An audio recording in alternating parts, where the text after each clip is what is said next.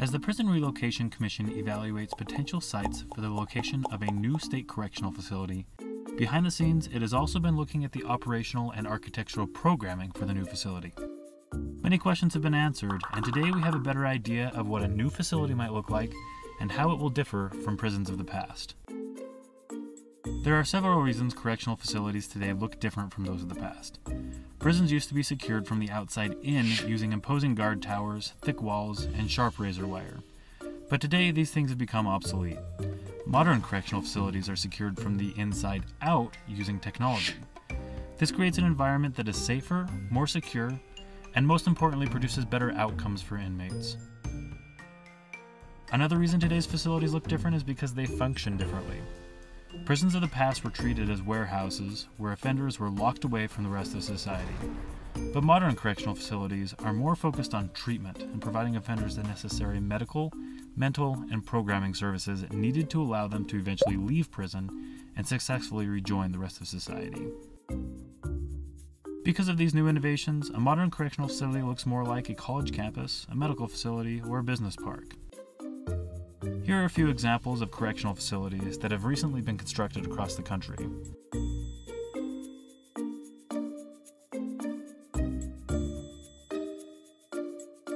As you can see, they look nothing like the 5 decades old facility that currently resides in Draper. So now let's look at the elements of a modern correctional facility, beginning with the perimeter. Old prisons are characterized by rows and rows of razor wire, as pictured here. But new prisons lose the razor wire in favor of climb-resistant fencing, as you see here.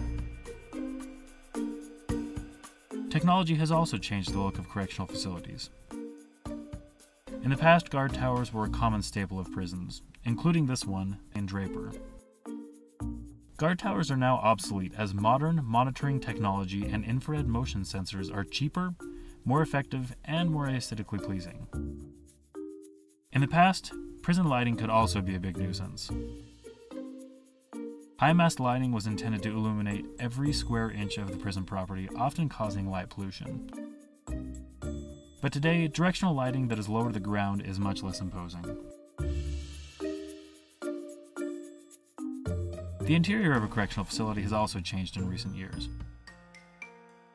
Prison cells were once characterized by heavy metal bars with rows and rows of cells stacked on top of one another, such as those that you see here in the Draper facility.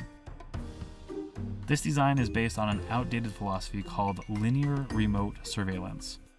In this model, a barrier is placed between correctional officers and inmates. Inmates therefore have limited interaction with others. But today, a model called direct supervision has proven much more effective. In this model, officers are stationed inside most housing pods and interact with inmates on a daily, personal basis. Studies have shown this to be safer, to improve supervision, and to reduce problems within the prison. Cells in today's correctional facilities are arranged in circular fashion and usually have traditional-looking doors. A central commons area provides a place for inmates to interact. So, what exactly will the new Utah State Correctional Facility look like? At this point, we really don't know for sure. But we do know it will look nothing like the prison in Draper, and it will be very different from the prisons of the past. Conceptual renderings show what a new correctional facility may look like. While we don't know where the new correctional facility will eventually end up, it will certainly be designed to fit in with its host community. With a new, state-of-the-art correctional facility, the state will continue to implement essential changes to reform its criminal justice system and create a safer Utah for all of us.